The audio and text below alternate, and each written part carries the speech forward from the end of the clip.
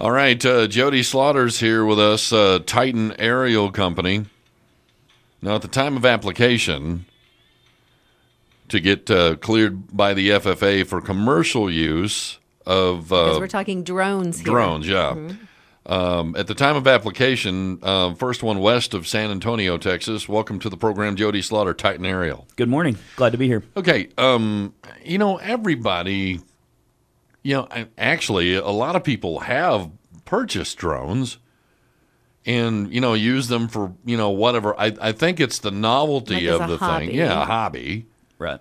But, you're cleared by the FFA for commercial application. What does that exactly mean? Well, the FAA will allow hobbyists to fly drones. There's a few rules. They have to stay below 400 feet. Don't land on the White House lawn. Yeah. Right.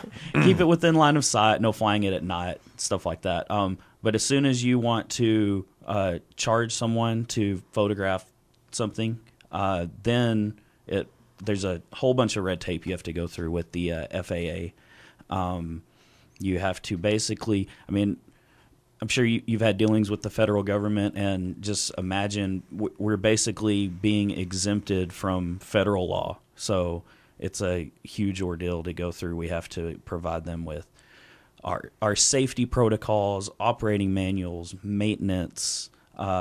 We have to, basically write up reams of paperwork on how we're going to do this safely. Okay, so... Well, how does that get you out of federal...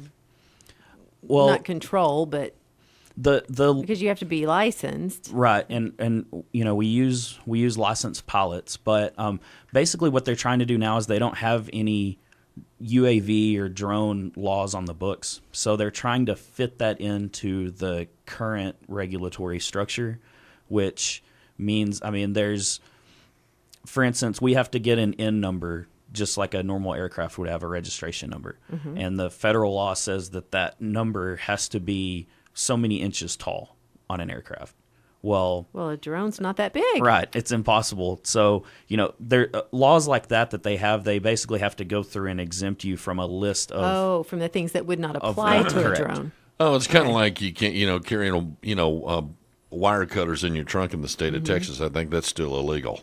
There's so many different uses for drones. What are some of the ways you can do that? That your company could do it? Right now we're doing advertising, we're doing real estate photography. Anyone that, would want, car dealerships, love having that panning shot of their lot. Any kind of business. It basically, it really just gives you a different perspective than you're used to. Real estate is really good. We could fly around someone's home that they're wanting to sell.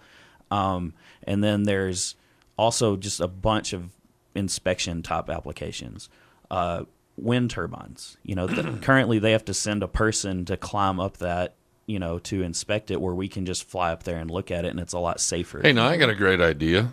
Why don't you go after athletic teams in practices and stuff like that, so you get that true overhead. You see what I'm saying? What's going on in the plays? Yeah. Right. Yeah.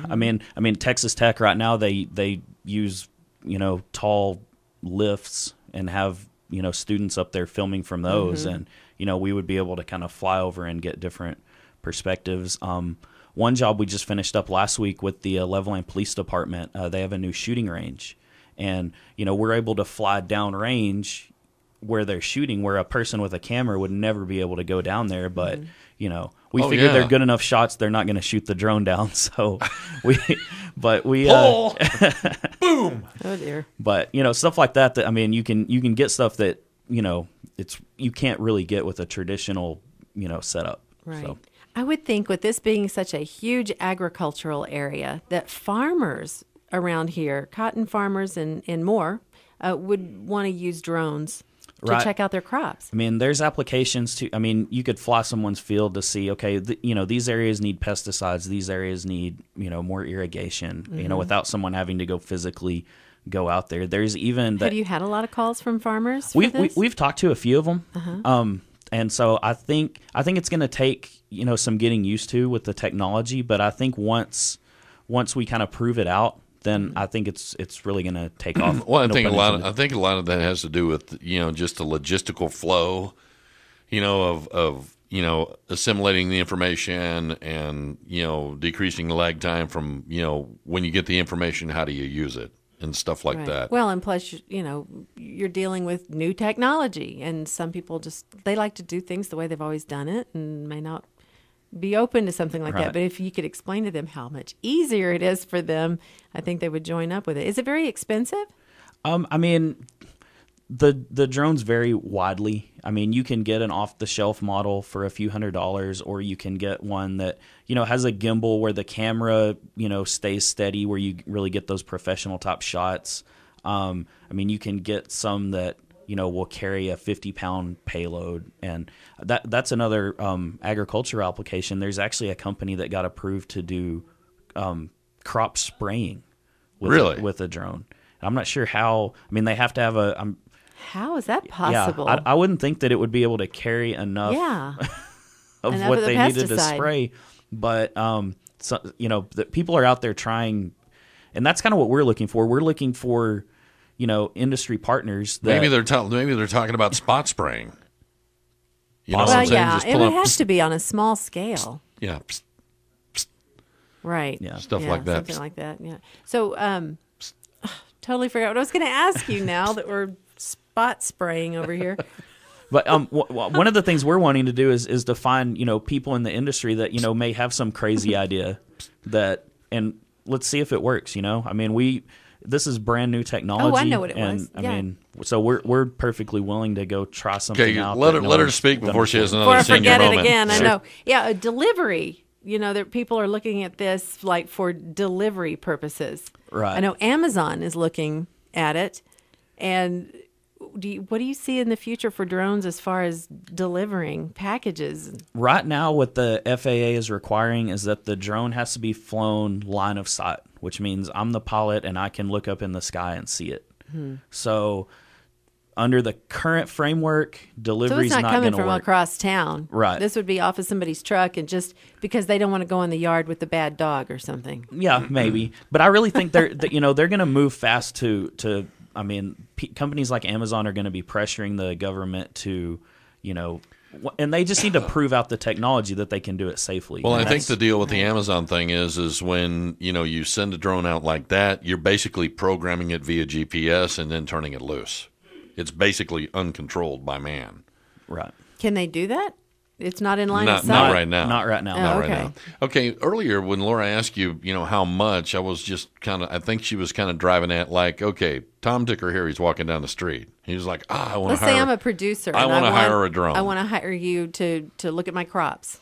I mean, it really varies based on the application. But I mean, our pricing is really, it's much cheaper than hiring a Cessna or, a fixed wing. And I mean, it really varies, but I mean, the customers we've worked with have been really, really pleased with what we've been charging them. So like I said, just give us a call because it's really. How many drones do you have? Do you guys do birthday parties? That's something we could think about. We have 2 right now. Can you carry children from one location to that? Would that be fun? Yeah, hey just kids, take get them on, to let's school. ride. No, how many did you say you have? We have 2. You have 2 currently. Yeah. We're looking to expand, but right now we have 2. And they're both equipped with cameras. Correct. Okay, now I got a question for you. These are the obvious questions, but how fast do these things fly? I mean, they'll go at full throttle, side to side. They'll probably go 30 or 40 miles an hour. Really? If you're really, I mean, the video doesn't look great, so you probably don't want to do that. But I mean, they will go pretty fast. So you can get to where you're going in a hurry if you have to. Okay, Right. Next question. How long does the battery last in terms of hours and time versus flight distance? In other words, if you're going out there and you're filming, football game, what's going on? I mean, will it make it through the whole game, or you got to change batteries? That's going to be one of the main things that drives this industry, I think, is battery life. Because right now the batteries, if you can get 30 minutes out of one battery, that you're doing good. So, right now you have to land, switch the battery out, and then you can take right back off. So what you're telling me is you have a lot of batteries. We have a lot of batteries, yes. Okay. Interesting. 30, it's such 40 a miles brand an hour. new technology that it's really Yeah, fascinating. and they're improving it every time a new model comes out. They add another 5 or 10 minutes to the battery life. So and really, I think once more companies start adopting this commercially, the companies building them are going to have a financial incentive to go do the research that it's going to take to get the battery life where it needs to be. That is really interesting. Okay, 893-3517 is the telephone number. Jody Slaughter, Titan Aerial, and you're FAA certified for commercial use. So, if you have a question on, an application, you might want to ring them up. And you can also go to titanaerial.com. That has some example photos and some stuff that we've been doing. It also has all of our contact information. Nice. Hey, man, appreciate you coming in this morning. Glad to be here. I really appreciate y'all having me. No, it's just kind of interesting. We've been talking about this stuff, and you hear about people getting busted for flying drones close to the White House, and now we know someone locally who flies them and is in compliance with FAA regulations. Here's the thing. There you go. What's his name? Iglesias was down there performing in Mexico, and he reached out and tried to grab the drone during a performance and about cut his fingers off. Yeah. Obviously the guy wasn't a licensed pilot, but, it was south of the border. But, not to mention, what an idiot, trying to grab a drone. Thanks for being here, man. Thank y'all.